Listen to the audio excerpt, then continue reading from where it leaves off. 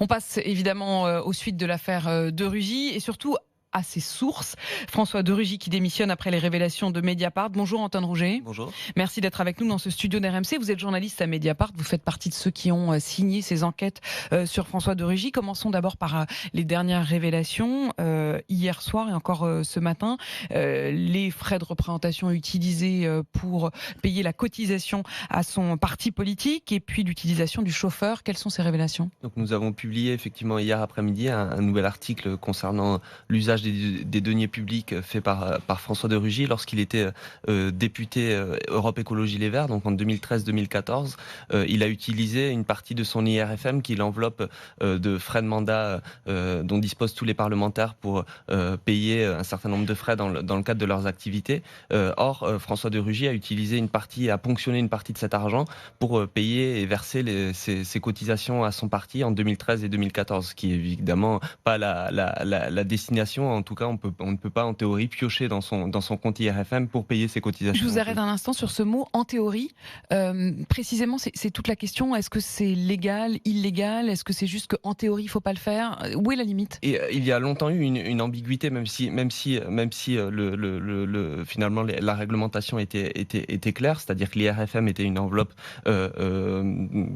dont l'argent devait seulement bénéficier finalement au paiement des frais, mais certains parlementaires, voire des dizaines, ont considéré pendant longtemps qu'on pouvait piocher dans cette enveloppe et l'utiliser soit pour des dépenses personnelles, soit pour acheter sa permanence électorale, ou sinon pour verser ses cotisations à des partis politiques. En 2015, il y a eu une décision du bureau de l'Assemblée nationale qui a été extrêmement ferme, stricte là-dessus, en disant qu'il était tout à fait prohibé. Donc ça, en 2015. Mais ce que vous dites, c'est qu'il les a utilisés, ces sous, en 2013 et 2014. À un moment où, par exemple, la position de la déontologue de l'Assemblée nationale à l'époque, qui avait été notamment saisie par plusieurs députés en 2013, François de Rugy ne l'avait pas fait, pour demander si il était d'usage et s'il était possible d'utiliser l'IRFM pour payer leurs cotisations aux partis politiques. La déontologue avait dit que cela n'était pas possible et c'était déontologiquement déjà prohibé.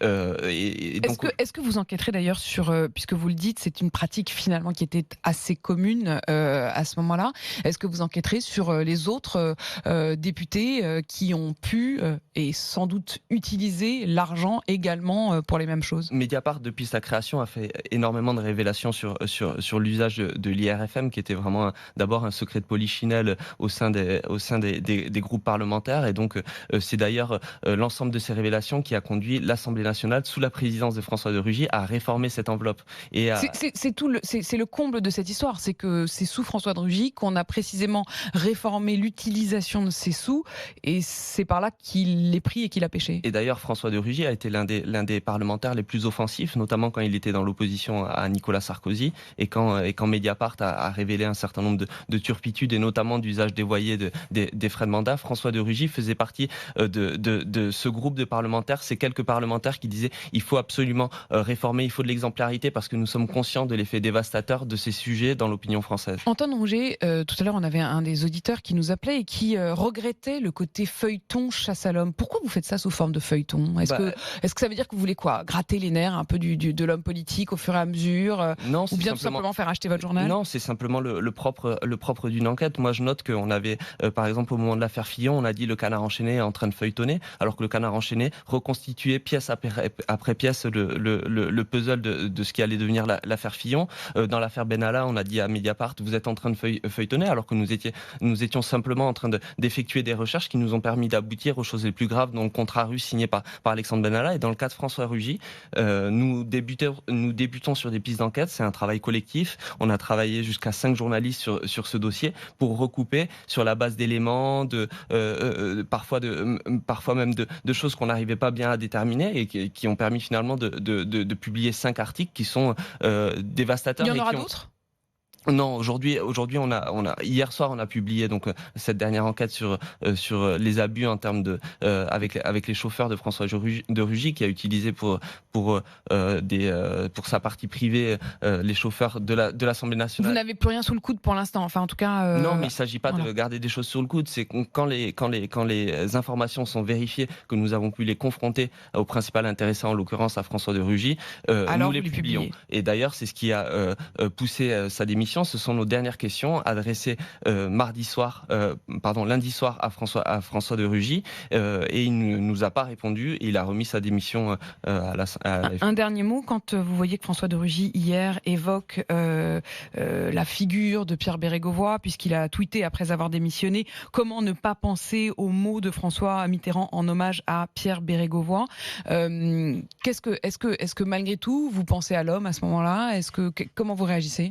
Bon, sur le parallèle, évidemment, avec Pierre de Bérégovoy, la pudeur, la décence m'amène à pas commenter ça. Par contre, évidemment, on comprend que François de Rugy, depuis une semaine, puisse être un homme touché, que sa démission doit être une décision très douloureuse, qu'il a porté des combats, etc. Mais encore une fois, moi je le répète, on s'attaque pas à un homme en fait.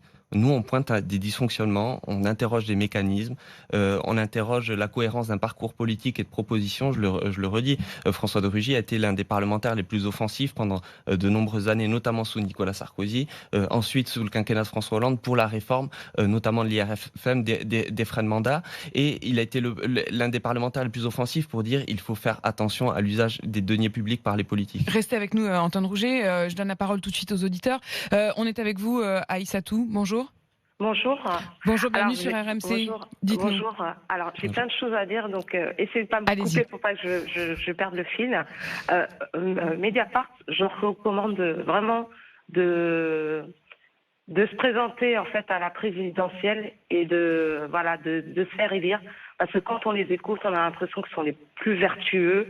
Ils savent tout, que c'est les meilleurs, quoi. Moi, j'en peux plus en fait de ce journal, et je le dis souvent. Je pense qu'ils auraient été heureux au temps de la guerre, et je me demande vraiment de quel côté ils auraient été, parce que ils adorent s'ériger en donneurs de leçons. C'est ce qu'ils reprochent en fait aux politiques, mais ils sont pas meilleurs, quoi. Et en plus, quand on les écoute, ils sont juges et procureurs.